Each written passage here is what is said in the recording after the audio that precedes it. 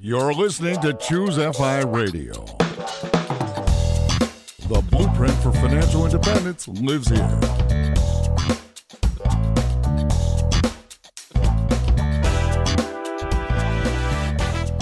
If you're looking to unlock the secrets to financial independence and early retirement, you're in the right place. Stay tuned and join a community of like-minded people who are getting off the hamster wheel and taking control of their lives in the pursuit of financial independence. Choose FI, your home for financial independence online.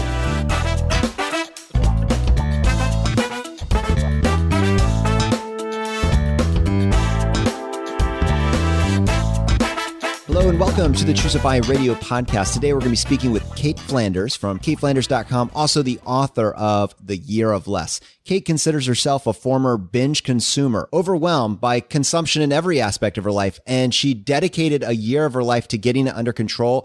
Without spoiling the story, the results were life-changing. I'm incredibly excited to have this conversation, and to help me with this, I have my co-host Brad here with me today. How you doing, buddy? Yeah, I'm doing quite well, Jonathan. I've been looking forward to this for a while. I read Cait's book and just devoured it. It's really fascinating just how deep she goes on a personal level, and then on this exploration, this year of less. And as it says on the cover, how I stopped shopping, gave away all my belongings, and discovered life is worth more than anything you can buy in a store. And yeah, just a really fascinating deep dive into what a life looks like when you stop shopping and you start really getting down to the essentials. So with that, Cait, welcome to the show. Thank you guys so much for having me. Well, Cait, I know that you have done a lot of press right along with your book when it was released earlier this year. I hope that you recognize that coming on this show, we're going to get more than the 4 minutes that you have on the radio show. So I hope you're ready to dive deep into this book because there is so much to talk about. Oh my gosh.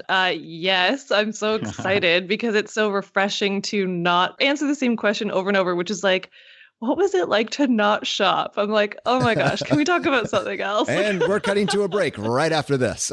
Yeah.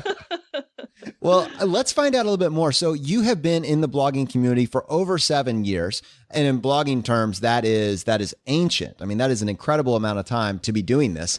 This journey, I would imagine, to some degree, had to be inspired by the fact that you are already chronicling your life on this blog. So I would be very curious, before we even talk about the year of less, let's go back and set the stage for people. What attracted you to blogging and what really set you up to tackle this life challenge?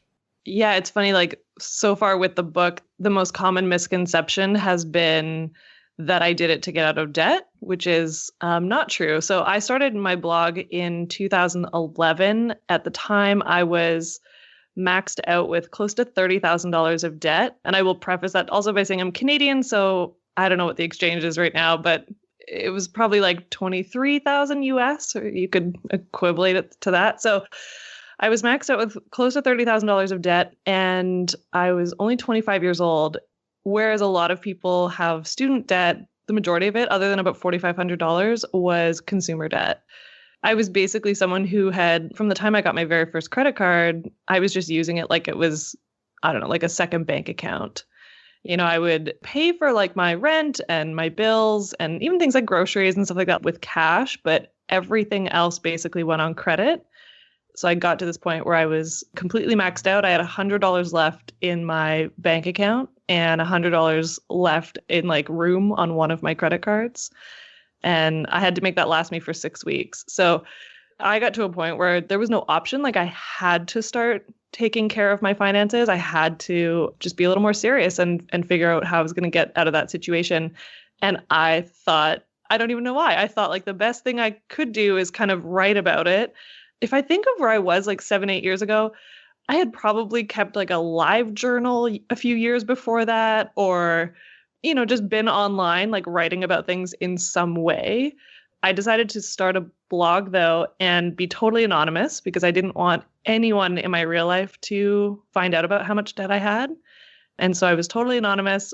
I picked a pen name and just started this anonymous blog where my only plan was to basically publish these very boring weekly spending reports that literally just said like how much I spent on Monday, Tuesday, Wednesday, Thursday, and track also how much I'd put towards debt and where I was at in my debt repayment journey. That was the sole purpose of the blog 7.5 years ago. You described in the intro to your book, you said, as a teenager, I would often come home from school to find my bed littered with newspaper articles, stories about interest rates, retirement savings plans, real estate markets, and economic forecasts had been cut out and laid flat for me to see. This was always my dad's doing. Clearly, your dad was trying to educate you on finance in general. But yet, you got into this credit card debt in your early 20s. And I'm curious if you've ever thought back to what your dad was trying to do and how that did and did not work as you move forward into your young adult years. Oh, yeah. I think part of me thinks I still need to do some therapy around this or something to like get the best answer for it. But I feel really fortunate. I grew up in a house where we talked about everything growing up. My dad's a sailor, so right off the bat, I think you can imagine that we've literally talked about everything.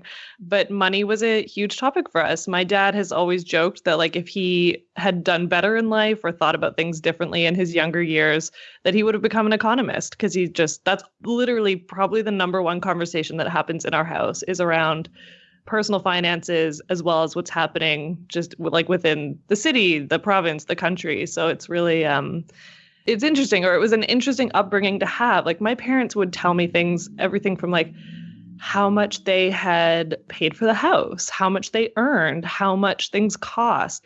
There was no part of money that was taboo for us. And yet there's still something to be said of like having to learn some of those lessons on your own. Part of me, and this is like the therapy part, like part of me thinks I probably had a bit of a chip on my shoulder with some things where just when your parents tell you something, you're like, yeah, but like you want to do it your way and kind of rebel against it a little bit. I'm not sure exactly where that came from. I remember feeling like I couldn't get enough, and not like enough stuff, just like I didn't ever want to say no to things. So anytime someone was even like, do you want to go for a dinner or drinks or whatever it was, I always said yes, even if I didn't have the money for it, because I never wanted to say no.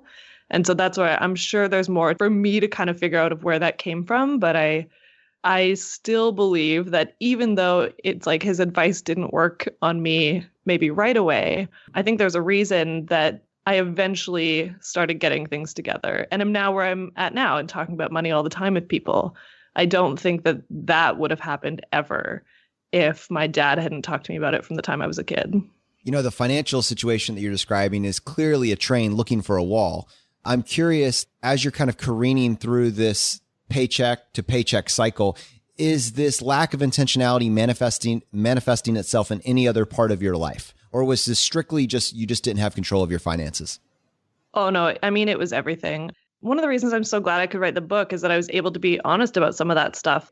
I don't know that I would have written about this on the blog at the time, but when I realized that I was maxed out, I was also the heaviest I'd ever weighed. I was drinking more than I had ever drank. So I'm very open in the book about the fact that I drank for the first time when I was 12 years old, and then I decided to stop drinking when I was 27. There was definitely nothing mindful about the way that I was consuming food or alcohol. And so it's not that surprising to me. Like, I think, again, the reason I'm so glad that I could write the book is, again, not just that it's about being a bit more open and honest, but talking about consumption tendencies as a whole, because I don't believe that it only shows up in one area of life. I do think that the way we consume one thing is kind of the way we consume everything. You know, I think the common phrase that pops up is you only live once. And that, you know, it's kind of a very millennial term, but you can obviously see when it goes too far. And in my mind, I mean, you've kind of lost control in every aspect of your life, and you're kind of playing that out. You only live once. Everything that's in front of you, eat it now because it may not be there later. You spend it now because you may not have it later. But it has started to exhibit itself in every single aspect of your life. When you decided to make this challenge, which we'll talk about in a second, did you know that this would have an impact on all these other areas? Oh my God, not at all. That's what's so interesting to me. Like when I set out to start doing the shopping ban, which I hate that I called it that, but like when I set out to do that, genuinely, my thought was just that I wanted to be spending less and saving more money. And I did say, like, I want to become a more mindful consumer. So I was thinking about the physical objects, like physical things I brought into my home. But that was it. And I didn't even really know what that meant at the time. I'm like, yeah, I want to become a mindful consumer. But no, it was all about the money when I got started. I had no idea that I would ever then, be able to relate back to all the other changes that I would end up making. I was solely like, and again, it's actually, that was the way that the blog worked too. When I started, I'm like, I need to get out of debt. And this challenge was, I would like to be saving more money. And it doesn't surprise me, though, that it went on and changed multiple areas. Like something I say a lot now, my friend Sarah and I were having a conversation about this a few years ago, and we realized it's such a personal finance term or a way to throw it around, but we're like, every small change that you make pays compound interest. Like, I think it's just natural for us. Like, once you've created some change in one area of your life, I think you gain a little bit of confidence that you are in control, and that if there is something else you want to change, you can change it. If it's within your control, I think that we realize we can make other changes. But it always started with money for me. Cait, one theme I saw throughout the book was you eventually got to a breaking point. And I think on early chapter, you said, but one day I knew enough was enough. And that's kind of what led into this shopping ban.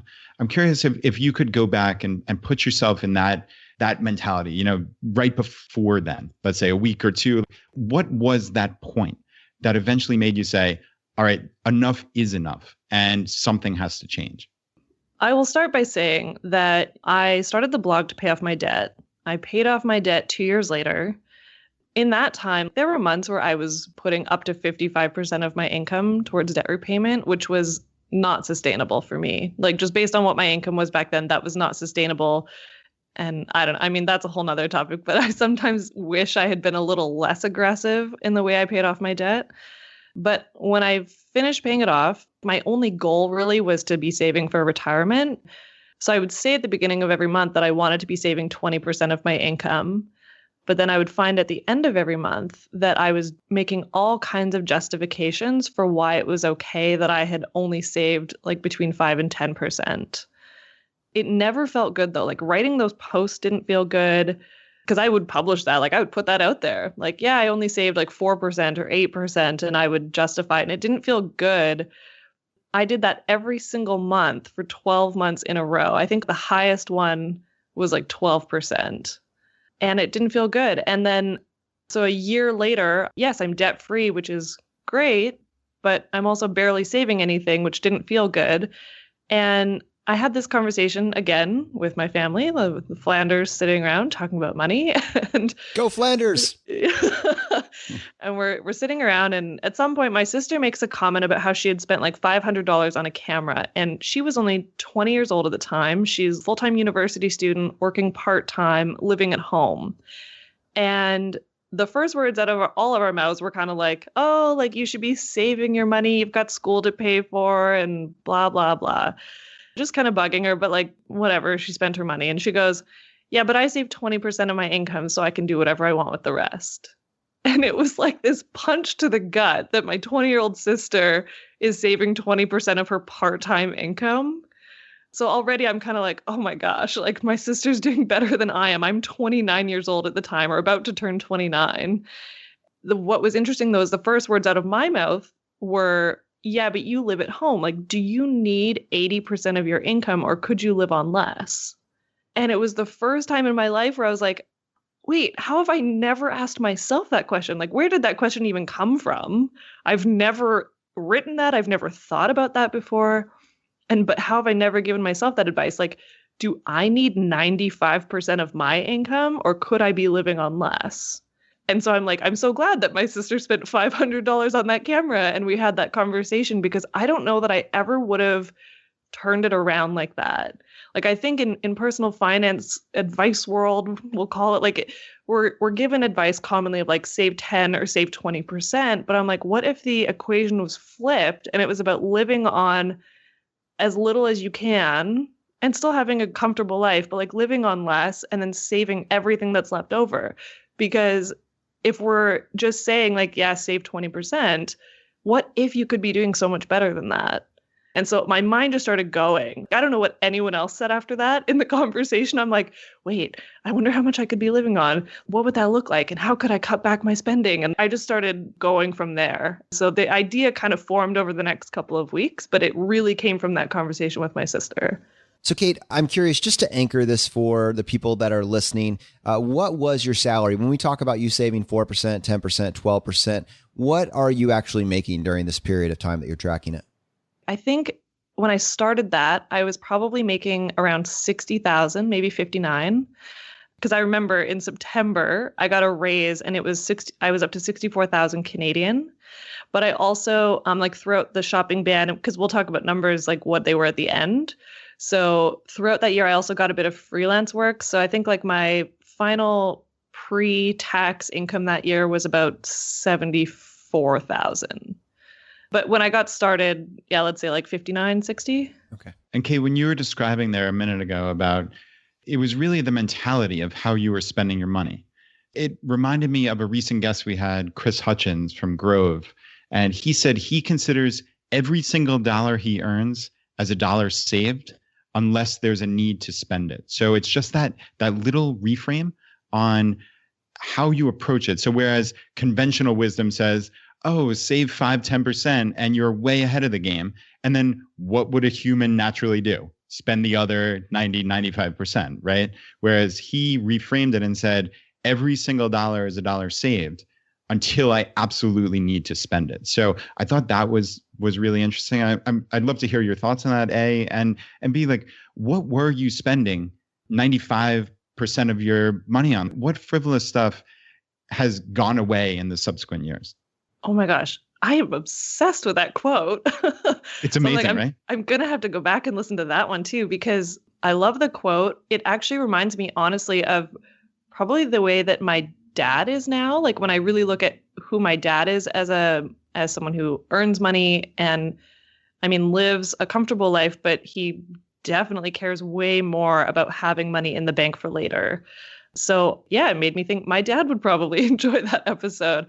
It reminds me of the fact that for me, if I look back at the pattern of the way that I managed money, even up to that point, I was always someone, and I know it's so classic, but I was always someone like, as I got raises, I just let lifestyle inflation come in. And for me, it was always that I could spend more. So, now I have X amount of dollars to play with. Like it was never about saving for me. I always felt like I was a really bad saver, which is then so funny now because I'm like obsessed with sort of stockpiling cash, which is probably also a little bit because I'm self-employed and like need cash buffers. But I'm such a good saver now. So it's so interesting that I will say, I do believe you can change. You can change the way that you manage your money because I always lived in a life of lifestyle inflation. Like every single time I got a raise, I found ways to spend it. And it was never about saving for me. I was definitely a spender. Now, as for what I was spending money on, I mean... Do you think you were a shopaholic? Would you classify or categorize yourself as a shopaholic? No, because, it's not like I was shopping daily and it was not... I don't know. I wasn't like looking for all kinds of things. What I was I had a lot of bad habits like around certain things. So I was the kind of person, as one example, that I would hear about a book that sounded interesting and I would immediately jump on Amazon or Indigo or like whatever website had it cheapest. I would immediately add it to a shopping cart, add something else back when it was like get up to $25 and then you'll have free shipping. Like I would immediately add something else, go through shopping cart, click, click, click, done. And it would arrive a few days later. And I didn't even question, when am I actually going to read those books? I didn't really do that with things like clothes, shoes, maybe certain things that you would more stereotypically have an image of what a shopaholic would be buying. But I had my few things. So like books were my thing. But when I started the shopping ban, I had 54 books that I hadn't even read yet. And I know in past years, I owned way more than that because books were something that every few years I kind of did declutter and donate to the library or something like that. And I'm sure over the years, I've bought hundreds of books I never even read. So even though I don't feel like I fit that kind of mold and don't really identify as it, I think I was a very, I don't like we've said, like I was mindless or like a binge consumer. I had habits around a few things. And as soon as I thought of it, I just immediately bought it without questioning, when am I going to use this? Yeah, it's that space between stimulus and response that you lacked. Exactly. And now what's so interesting is even just talking about that, when I talk about the shopping day with people, I'm like, it was never about like buy nothing. It was literally about creating that space. I now try and almost like give people a visual, like imagine standing in front of the thing you're thinking of buying and almost like visualizing a pause button in front of it. And you're just like hitting pause and checking in with yourself about like why you're going to make that purchase. And that's it. Like to me, that honestly was what the shopping ban was hitting pause for the first time, basically ever. Wow. What does that pause feel like? I'm leaning in as you're describing that because I'm literally picturing that pause. How quickly did it take for that to become reflexive, for that pause to occur? Because clearly there's this delayed gratification that comes from not buying, but that wasn't your mentality prior to that. So talk us through like how that actually happens. So when I started the shopping ban, I will say that my first couple of months were the hardest, not emotionally, not like that. Like that's, and it's actually funny. I've done a couple interviews where I'll say things like, yeah, like the hardest thing to give up was books and takeout coffee. And they like laugh. And I'm like, okay, I get why you maybe think those are just frivolous things, but it's not about what the thing is. It's that those were daily or weekly habits for me, which means that multiple times a week, you're having to stop yourself from doing something you've been doing habitually for years, like more than a decade. You can laugh about that it's coffee or whatever, but it's that I hadn't hit pause before. Those were my things. Those could be very different for other people. So the first couple months were really hard because I had never stood in that moment before and been like, okay, I'm not allowed to do this thing. And then you're asking questions of like, why am I thinking of doing that? And kind of figuring out what are my triggers? What is making me want to do this? What kind of day am I having? Like, is my mood affecting this at all? If I'm in a store or something, learning how to pay attention to even like the smells and merchandising, there are things that are created in experiences when you walk into stores that will make you want to buy stuff. It was the first time in my life I'd ever really started paying attention. I learned a lot about myself in the first few months that I didn't really realize. So we kind of said, like, I don't feel like I was a shopaholic, but I was definitely someone who was an emotional consumer. I quit drinking in the same 2 years that I paid off my debt. So drinking was definitely my go-to sort of coping mechanism for many years. And then I didn't have that anymore. So then I started realizing, wow, it's actually not that interesting that once I was debt-free, I went back to spending because it's like spending was the next easiest go-to for me. And so then in the first few months, I went through a breakup, which was just emotional to deal with. And it was the first time, though, that I'd really realized, oh, like when I'm feeling down or rejected, I am naturally now I'm like, oh, like what can I do to have a quick pick me up? And I was looking at things that I could buy that could make it feel better. And that's also just because old me probably would have just drank instead, but that was an option. So my brain is like, oh, maybe if you buy this thing, it will make you feel better. And it was, yeah, just the first time I've really had to stop and see that, notice it, ask myself a lot of questions, and then just do something different. So drinking for you, you've cut that out of your life. You've cut out a lot of spending. I mean, it's great that you go and you tell your family and your friends that you're going to do this, but when you're actually doing it, does it ever get personal? Is there ever pushback from people, even though in theory, all these things are great for you and they're helping you improve their life? Is there any negative pushback from the people that are around you, basically your support circle? So I would say like in my immediate, like who I know, if you had like 5-10 people and those are your immediate support circle, no, I would say that those people were great. There were definitely, and family, I will say, I don't think that they were surprised even when I said I was going to do this. They're like, oh yeah, like you'll just, I don't know, you'll do it. It'll be fine. Like no questions. But there were a few friends who, at first, they were actually just a lot more confused about what I was even doing. So friends thought this shopping ban meant that I couldn't go out for dinner or go out for breakfast or stuff like that. And so they just didn't invite me to anything. And I was like, I would hear about things afterwards and be like, oh, I could have come to that. And they were like, oh, I didn't get it. Like, I thought that it was like no spending. I'm like, no, no, no. Like, it's just, I'm trying not to buy and bring physical things into my home unless I absolutely need it. But there was one friend who made some comments mostly about my wardrobe. I don't know. Like, I don't know how my clothing affected her life at all. But she would make comments like, I have whittled down, like I have maybe 30, 35 pieces of clothing, something like that. And she made this comment about how I was never going to meet a guy if I only had this tiny wardrobe. I'm like, I don't know who actually will care how little clothing I have. But anyways, what was more interesting was that I didn't realize how much we talk about shopping, and not in just a, oh, what did you buy? But in just normal daily life conversation, it comes up a lot in the sense of how you saved money, some great deal that's out there. I would hear it a lot more than I had ever noticed. I know, especially since quitting drinking, I knew that and know that drinking is very culturally normal. And so there are a lot of conversations that you feel like you can't be part of because you're not a drinker anymore. But I had never expected that to come up with the shopping ban, but it did all the time. Like, I would just hear friends saying like, oh, where did you get that, I don't know, piece of furniture? Oh, I bought it from this store and they had this amazing sale. Oh, I should have told you about it. Oh, no worries. And then you would hear friends being like, oh my God, right now this place has like a 2-for-1 or 50% off, or, oh, you should ask so-and-so for a coupon, and anything like that. And I was just like, oh, like there's so many conversations happening that I have nothing to add to right now because I'm just sort of like opting out. And so it was more that I felt like kind of the odd one out, but that also happened when quitting drinking. You feel like the odd one out. Yeah, you had a quote that said, they made me feel like I was being ostracized for trying to better myself. And that just stuck out to me. I wrote it down and really wanted to read it here. So that worked out perfectly.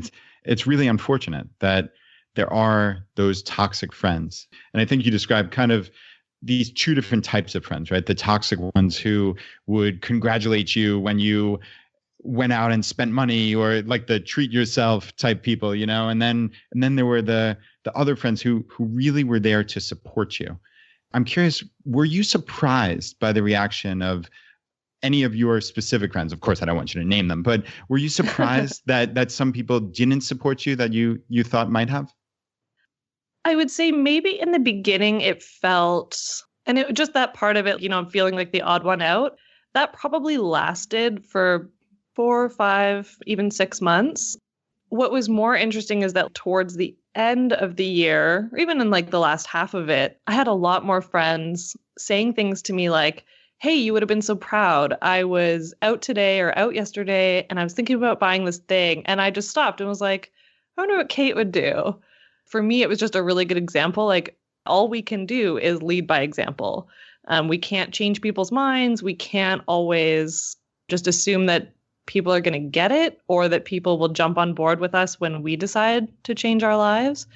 But that if you just are living in a way that is making you happier, I think that people can start to see it and maybe just make, or not question their decisions, but kind of start to think like, oh, I wonder, that thing that she's doing, and maybe I thought it was kind of nuts. Like, it's actually really helping her, and it just makes people think. And that's really all we can do. We can't force anyone else to change or expect them to. Like, all we can do is what feels right for us.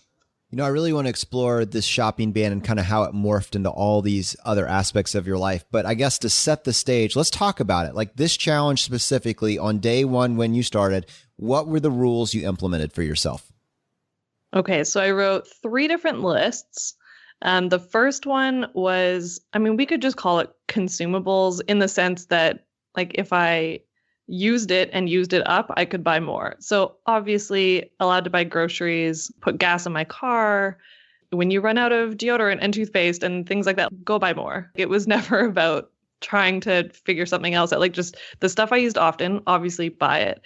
The things I was not allowed to buy was, I don't know, just everything that I could kind of look around my home and see that I didn't need more of. When I say need more of, it's not even because I had so much of it. It was just because I couldn't imagine a situation when I would need those things. So I had, I put clothes, shoes, accessories, books, magazines, electronics, things for around the house, furniture, etc. I also was not allowed to get takeout coffee for the whole year. And that one, I mean, you guys know all about the latte factor. It is not about that for me. I'm fully like, people can spend money on whatever makes them happy. For me, it was that I was working from home and was still somehow spending like $100 a month on takeout coffee. And I was just at a place where I was no longer comfortable with that. To be clear, you are not banning coffee. Like you did not go a year without coffee, right? No. How could you live, right? I drank lots of coffee at home,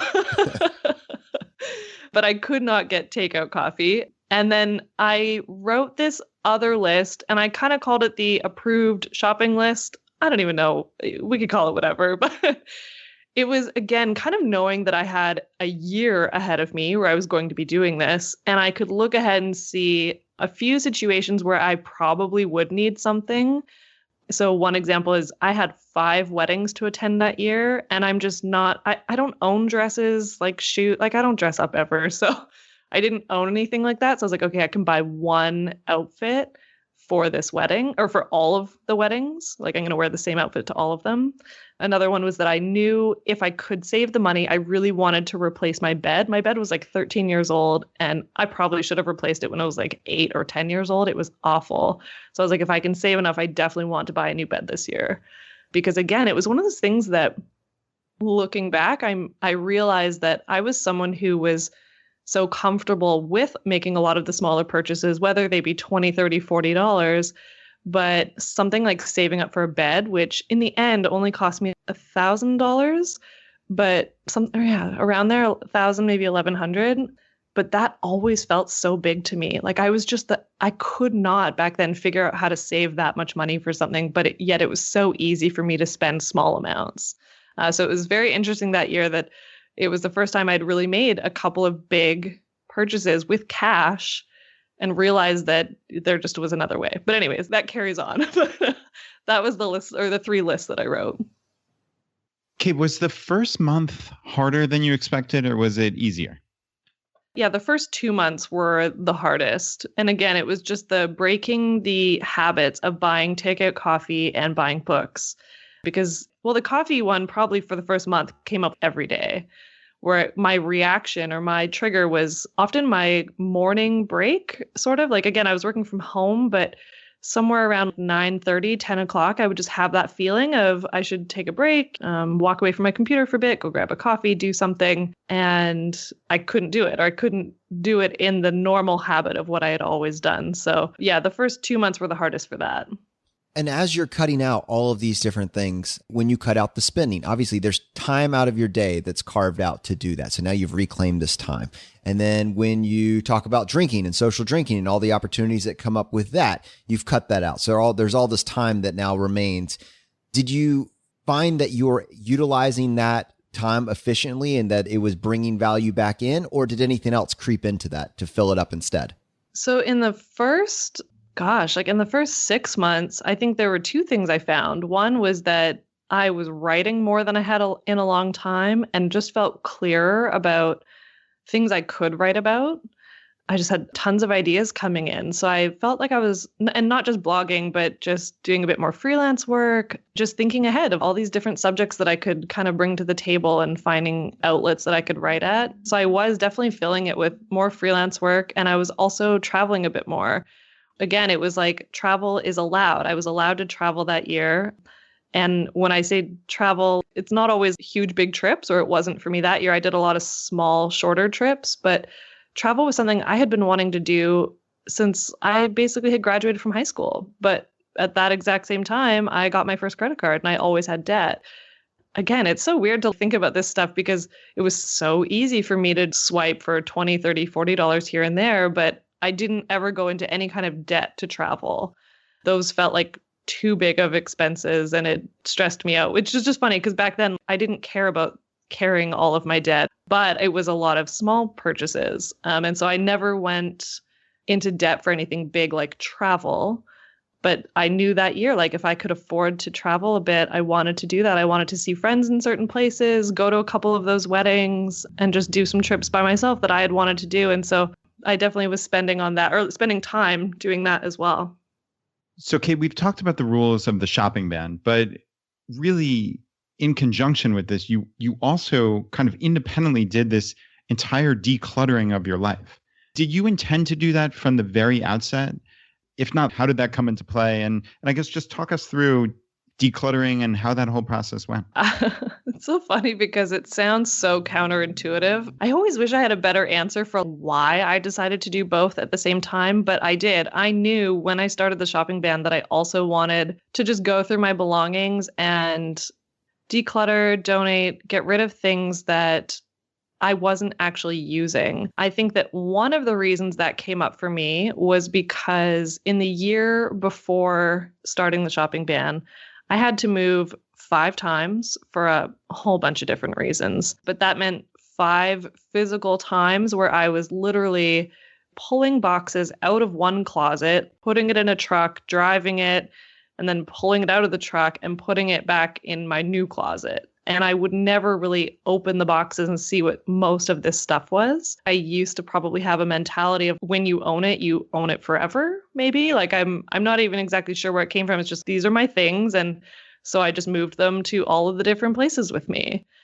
I think that eventually did get to a point where like you kind of open the closet one day and you're like, I have a bunch of boxes in here full of stuff that I literally never use. I don't even look at what's inside of them. So it started with that. Like I remember emptying out every single closet, drawer, cupboard, you name it. Like I just emptied everything and dumped the contents on the floor or on my bed.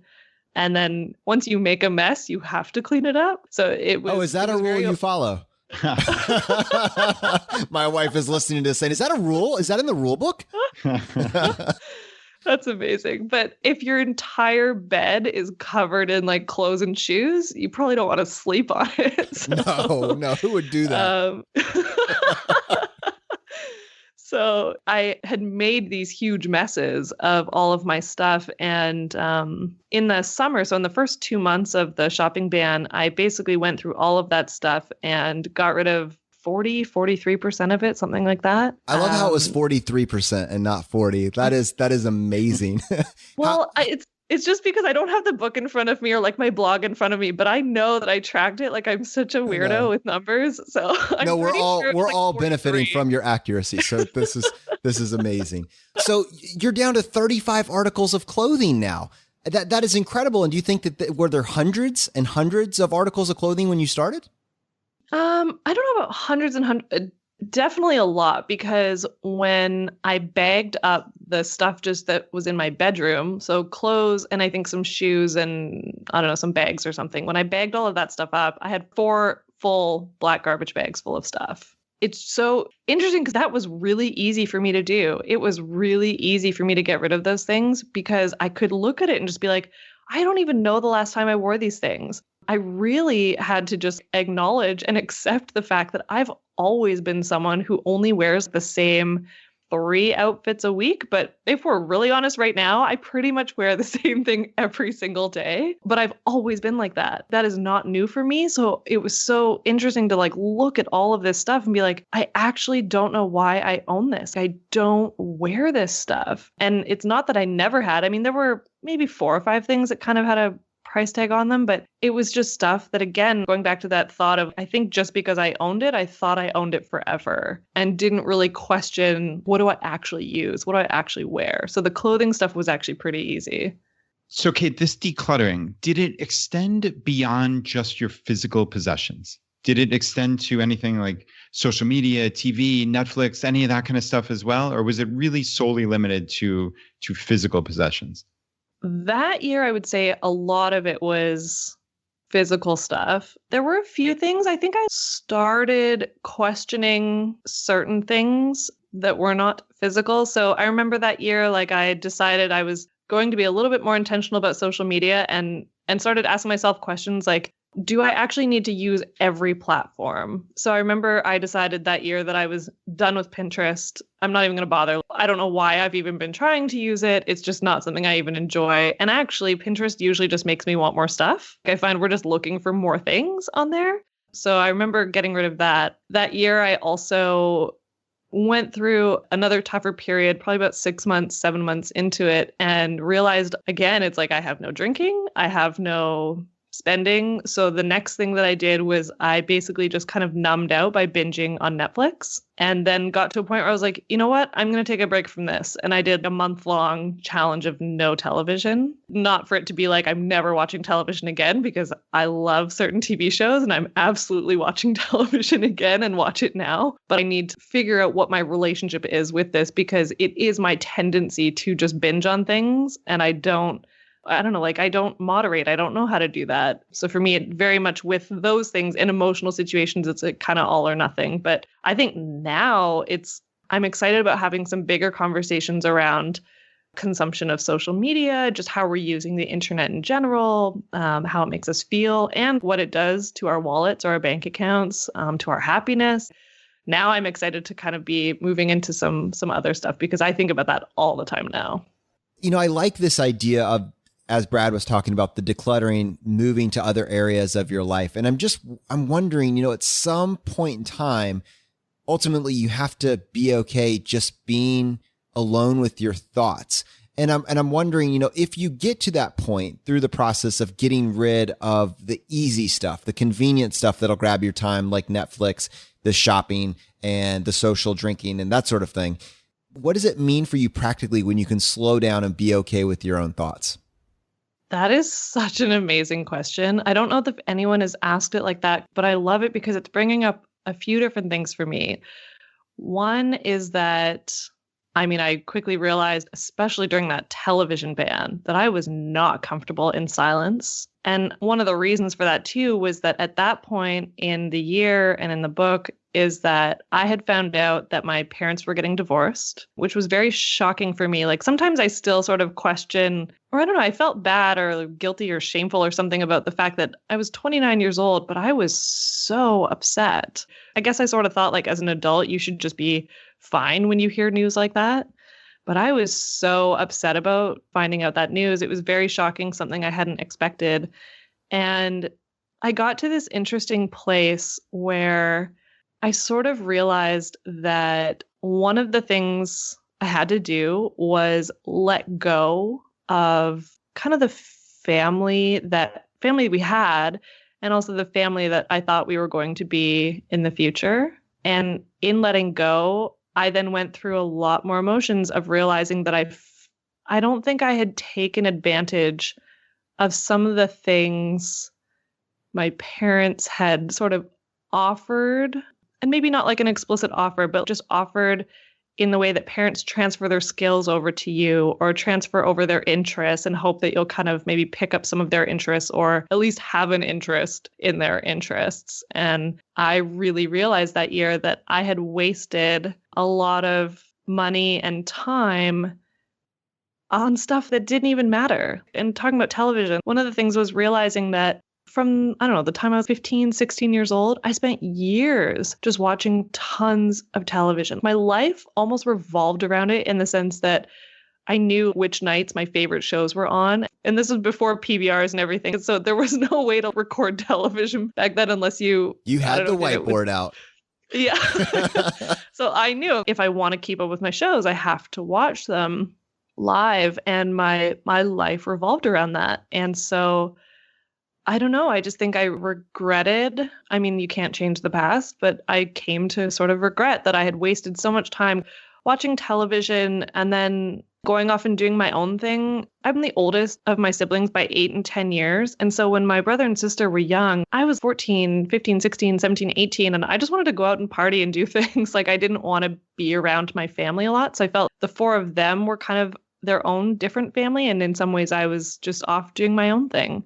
And I think I set that up for myself too. Like, I don't think my parents put me in that situation per se, but I didn't really take advantage of the time that we had as the family that we once were. And I really came to regret it. So I went through a lot of different thoughts, and some of it really being about, this idea of like the skills and the interests that they had. I grew up in a house where my parents did everything themselves. My dad is the kind of person who, if there's anything that needs to be done to the house, to cars, to whatever, like he can do it. And if he can't do it, he will buy the manual and figure it out. He just doesn't I don't know, sort of sit around and let things not happen. He doesn't hire contractors, like he does things himself. And my mom was this amazing seamstress. Like if my clothes weren't secondhand as a kid, my mom made them for me. She used to make these amazing Halloween costumes for me every year. My sister was a competitive figure skater and she made all of her stuff. She could really create things. That's a skill my sister picked up. My parents together, they gardened a lot. We grew lots of our own fruits and vegetables and canned things and made things and filled the freezer with them. And we just grew up in a house where we did things ourselves. We were very self-sufficient as a family back then. And I just really, in my younger years, I didn't take the time or just have any interest in kind of learning those things. And I think in realizing that I had to kind of let go of what we were, all of a sudden I started grasping for it and was like, oh my gosh, like I really want to learn those things. I started asking my family a million questions. When do you grow certain things? When do you pick them? What kind of recipes does it take to freeze this or that? And just ask a gazillion questions. I finally asked my dad to teach me how to change the oil in my car and how to put chains on and how to change a tire. It might seem like simple stuff, but it was the first year in my life where I was ever like, oh my gosh, I need to learn all the skills. I was just grasping for, I guess, who they were. And I didn't want to lose it completely. So I was like, I don't know what I'm doing right now, but I need to learn all of the things. Kate, that's so cool. Your dad sounds like the prototypical FI person, really, the way you're describing him. Yeah. Right? I mean, it's so cool. Like this radical insourcing, as we call it, where everything DIY, and his love of all things financial. And you described earlier, and it kind of ties a thread through this, which you described that regret at not taking the financial advice. And now you're saying not, I guess, spending more time and learning their passions and picking up these skills. We're always looking for these real actionable takeaways for the audience. And we also talk about what we affectionately call second generation FI. So it's my kids. I have a 9-year-old and a 6-year-old, and I want them to grow up and not feel like I'm stuffing things down their throat, but that they're learning and growing and experiencing this wonderful life. And I'm curious if you could think of any actionable things that you would advise Cait at 11 to say, hey, really pay attention to this, or hey, I wish myself at 30 had done this back in the day. Can you think of anything that just jumps out to you? Very much looking back, I didn't realize that probably a huge underlying issue for me for a long period of time was a lack of self-worth. And what happens with that, or what happened for me with that being my reality, is that I think I was too afraid to try things. And I also think I was, or am, like a recovering perfectionist. Like I was too afraid to try things because I was scared that I would do it wrong and how that would make me look. And now I'm so obsessed with the idea of just trying. All my parents were ever doing was trying. They didn't set out and just be like, I'm an amazing gardener, or I'm an amazing seamstress. My dad was not always like, oh, I'm the best at this job around the house, but he was trying. He was always willing to learn something and just try it. I mean, that year was the first year where I started asking for sewing lessons from my family and being like, can you teach me how to do this? And every little skill that I earned boosted my confidence. And not in this huge way of like, I'm so amazing and I can do anything. But it was just like, oh, I can do that. And if I didn't know how yesterday, I can learn and try to do it and then learn from whatever mistake I made. Now I'm kind of obsessed with making mistakes in the sense that I know that when you make a mistake, that is what you grow from, and you'll hopefully learn from that mistake and then not carry it on the next time you try it or do it. Actually, my friend David Kane, who you guys had on a few weeks ago, like David and I were driving around Vancouver together once and we got lost. And he said this thing to me that I'll never forget. He was like, I love getting lost because now I will always know how to get to that place. It blew my mind. So I think about that a lot. You might not be great at it the first time. Most of us aren't. Like, hooray, we're all humans. And to just accept that, like, we don't just walk out into this world and become perfect at everything. I love that. That's absolutely perfect. You know, you had this paragraph in the book somewhere towards the end, and it said, in challenging myself to not shop for an entire year, I was setting myself up for either failure or for the most prosperous year of my life. And I'm happy to say it was the latter. Throughout the entire journey, I was forced to slow down, discover my triggers to spend and overconsume, and face and change my bad habits. I gave up the things marketers try to convince us we should want in life, the newest and the greatest of everything, and whatever is in style. I exchanged it all for basic necessities, and after a year of not being able to buy anything new, realized that was all I needed. That was all anybody needed. I had always been stuck in the cycle of wanting more, buying more, and then needing more money. The ban uncovered the truth, which was that when you decide to want less, you can buy less and ultimately need less money. And so you've basically set the stage for us here. I know that this initial shopping ban, which it sounds like you don't even like the title now, you would go back and redo it. But it was a challenge that you imposed on yourself to go through, drifting through life, looking for a wall to crash into, to reclaiming control in every aspect of your life. And the thing that we haven't really touched on is how it transformed not only how much free time you have, not only your spending habits, but also your health as well. Could you talk just for a few minutes about how this led into this realm of health, which is so important to so many people?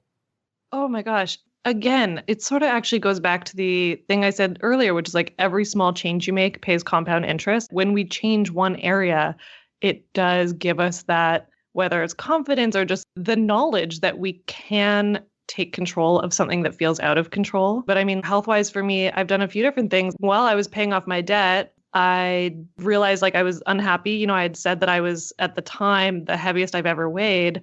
You know, I ended up deciding that I just wasn't comfortable with that. And it wasn't like, oh, I was obsessed with the numbers or anything. I'm like, I just didn't feel good in my own skin anymore. So I just started working out. I lost 30 pounds that year. And I actually started training for my first half marathon. That has sort of all since changed because unfortunately, 2 months after I paid off my debt, I was in a car accident that ultimately took me about 3 and a bit years to recover from, including hip surgery and all kinds of stuff. So that is not like I'm not really worried about long distance running at this point. My hip would be happy if I didn't. But instead, because I couldn't run, the next most important thing to me was spending time outside. And I hike a lot. Nature is where I feel like my best self in general. And so that has become the most, I don't know, like the most important thing for me. Like, of course, I have to work and make a living. Like, I'm not FI in the sense that I'm obviously not retired. I have to make money still. But I feel really grateful to be in a position right now where I can kind of choose the work that I'm working on. And when I'm not working, I basically spend all the rest of my time outside. And it's just, it feels like such a gift. And also just, I feel like I'm at the best place in my life mentally and physically and emotionally than I've ever been. And I think it's because I've really stopped caring about like whatever anyone tells me I should be wanting or, you know, what marketers tell us we should be wanting. I never browse. I'm not looking for more of anything. I'm just really content with the life that I have right now. So, Cait, someone's listening to this, and to be honest with you, they're probably identifying with all of these things because, I mean, life is intertwined. If you put your focus on one aspect, it will have a spillover effect that can be very positive. And I'm sure someone's listening to this in a very similar situation, thinking to themselves, how do I do this? So I think if you were going to rename this right now, this would probably not be called Shopping Ban 2018. I think based on what I've seen, it would be your guide to less. And I would love for you to unpack that. What would be a simple stepwise process that someone could follow if they wanted to try and follow in your footsteps? Yeah. Okay. Well, first of all, I will say no one needs to go out and do a year-long shopping ban. And I only say that because, okay, I'll give you some points first. If you were to do something similar, even if it was for like 30 days or 60 days, I don't think everyone needs to rush out and try and attempt this for a year. Some things that I would say would be, or things that would help or helped me the most, were taking inventory. And I don't think, like you guys obviously know, I loved numbers and I tracked percentages of what I got rid of and what I kept. I don't think everyone needs to like take inventory of everything you own, but I think that taking inventory of some of the things you own the most of, because not only the things you own the most of are probably what are your triggers for the things that you might spend the most money on, but you probably have enough. And so I think something that really helped me was, like I said, I had 54 books I hadn't read. You know, if you were to take inventory of even like the 5 or 10 things you own the most of in your home, and you're like, those are things I'm not allowed to buy, just having that number creates some awareness so that it's a lot easier to stop yourself from making impulse purchases. I mean, decluttering helped me. I don't think that everyone has to rush out and do that. I think that, again, the inventory part can kind of help with that a lot. There are 10 things I wrote at the back of the book, but I would say, again, the things that helped me the most, aside from those two, were obviously I told everyone because it was on my blog, but I think telling the people who are in your daily life, so whether it's family you live with or just the people who you communicate the most with, telling those people and making sure that there is at least one person in that group of people who will encourage you to make the good decisions.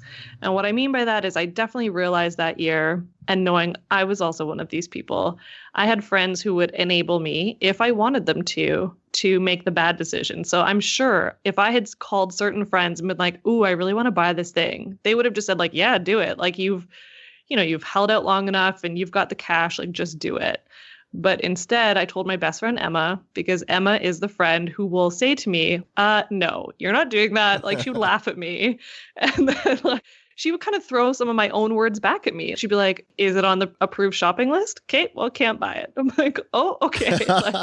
And tell whoever you want that person to be, like if it's a partner, if it's a friend, like just say like, I need you to not let me. I need you to help me make the good decision. So I think having that person more than anything is very helpful. And then things we've talked about are like becoming more resourceful. Like if it's about learning a skill, maybe just trying to do that rather than paying for it, asking for help, stuff like that. And I also would say when it comes to buying stuff, really question if you actually need to own it. Something I realized that year is there's so many things that I only use like once or twice a year. Is it possible that friends or family, you just like borrow from each other? Even things like camping gear. I have camping gear and I have another girlfriend who I camp with often.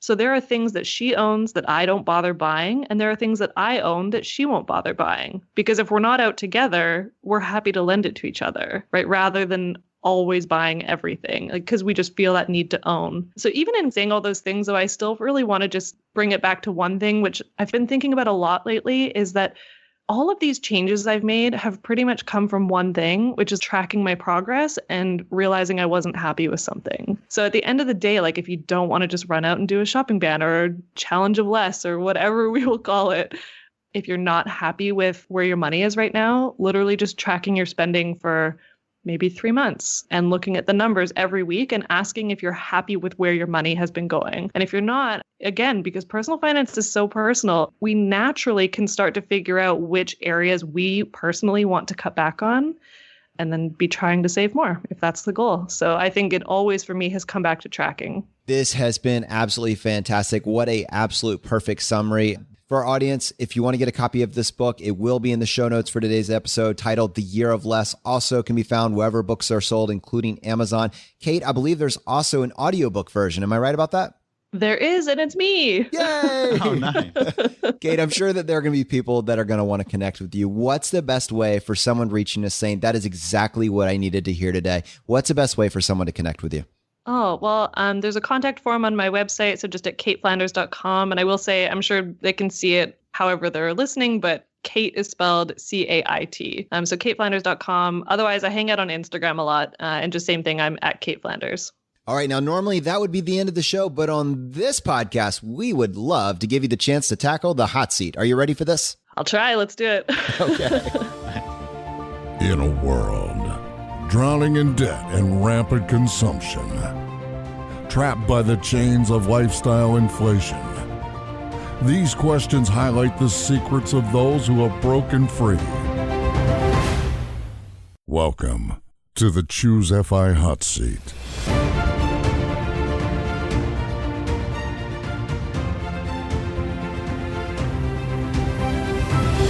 All right, Cait, question number 1, your favorite blog that's not your own? Oh my gosh, you guys, good question. Right now, I will say Our Next Life. And I know you've had Tanya on before. Yeah, she is absolutely wonderful. How about your favorite article of all time? Now, this can be one that you wrote or somebody else's. Oh my gosh, of all time? Actually, no, I can easily answer this. It is something David Kane wrote. So it's on raptitude.com. It's from like early 2014, I want to say. And I believe it was called something like the difference between being good at money and being bad at money. That article, I mean, it blew my mind. It's also the first article that I ever commented on David's blog, and we basically became friends because we found each other that way and have become really good friends ever since. Wow, good memory, Cait. I just Googled it while you were saying that. And yeah, it's the difference between being good with money and bad with money on Raptitude. And Amazing. I was thinking when we were talking to David, he was saying that the best part has been the real life relationships that have been generated from interaction on the blog. So he was probably thinking of you. I love it. All right, Cait, question number 3, your favorite life hack. Yes, I would say that over the past couple of years, it has been starting my day with a slow morning, which can be only like 10, 15 minutes if that's kind of all the time that I have. But it's getting up, not rushing right away. So like getting up, making my bed, because I work from home, like maybe just throwing clothes on, brush my teeth. And I will usually turn on either an audiobook or a podcast and kind of just listen to something for a little while, at least while I make my coffee. So there is no like immediate jump into work or anything like that. Like even if it's just 10 or 15 minutes, it's just like a slower, quieter start to the day. I love that. Now, do you also get up early as well, or is this separated from that? So I used to be like a super early bird, like my whole life from the time I was, I don't know. My mom says I never even slept in as a kid. Like I was always up by like 6 or 6:30. Even in the past few years, it was earlier, like 5:30.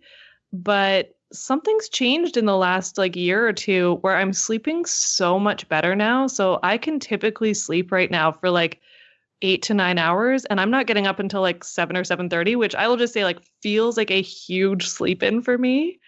And so no, I don't get up early It's anymore. that new bed you bought during the year of less. I love it. Question number 4, your biggest financial mistake.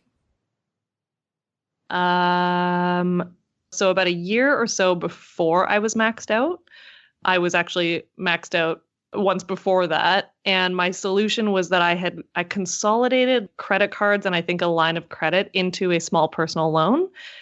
My mistake was that I didn't lower or either lower the limits or cancel any of my cards. It was for me almost like this like false first step of, yeah, I'm going to get my finances together, but I just kept spending. All right, Cait, question number 5, the advice you would give your younger self.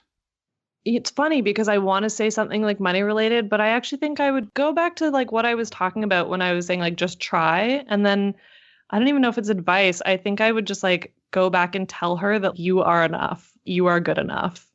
And try and hold on to that rather than, because again, I know that so many of the mistakes I've made came from a lack of self-worth or just lower self-worth. And so I think I would just be a voice in her ear.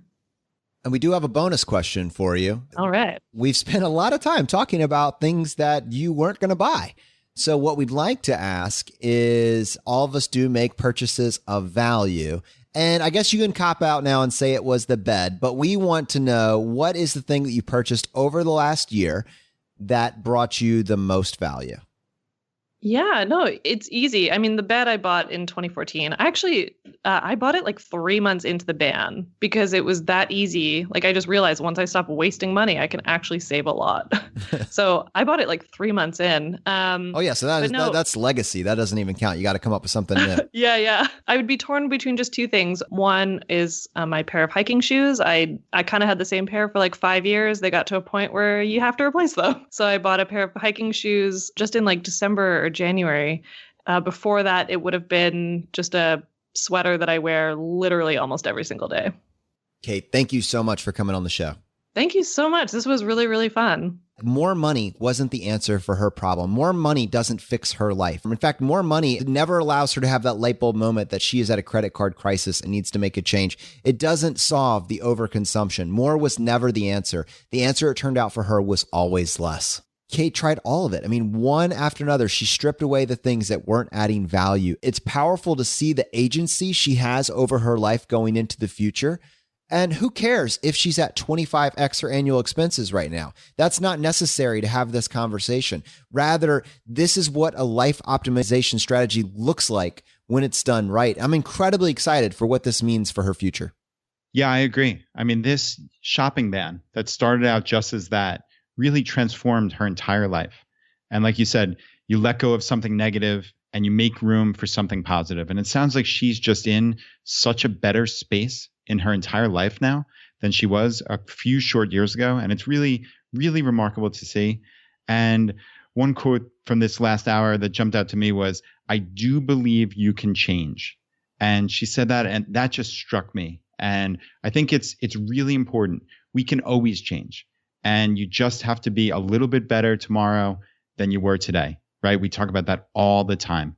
1%, just get a little bit better, and you can change. You can take control of your life, and you can move forward and be happier and wealthier and healthier and everything. I mean, this is what financial independence is all about. So yeah, a big thanks to Cait for this interview. It was really wonderful. If you got value from the episode today, if you've been getting value from the episodes up to this point, take 1 second, press the subscribe button on the platform you're listening to this on. It just lets the providers know you're getting value from the show and you want to be there when we produce additional episodes. If you want to support us in what we're doing here at Choose FI, here are 4 easy ways. 1, leave us an iTunes review. If you want to do that, just go to choosefi.com/iTunes. 2, use our page to sign up for travel credit cards. If you want to travel the world with miles and points instead of your hard-earned dollars, then just go to choosefi.com/cards and get started today. 3, if you're working on the milestones of FI, set up a personal capital account to track your progress and use our affiliate link. It's completely free, and just go to choosefi.com/PC. P as in Paul, C as in cat. And 4, and most importantly, find your friends, coworkers, and family members who might be open to this message and tell them about the podcast. Have them start with episode 38, The Why of FI, and right behind that, have them go listen to episode 21, The Pillars of FI. It is a fantastic starting place. All right, my friends, the fire is spreading. We'll see you next time as we continue to go down the road less traveled.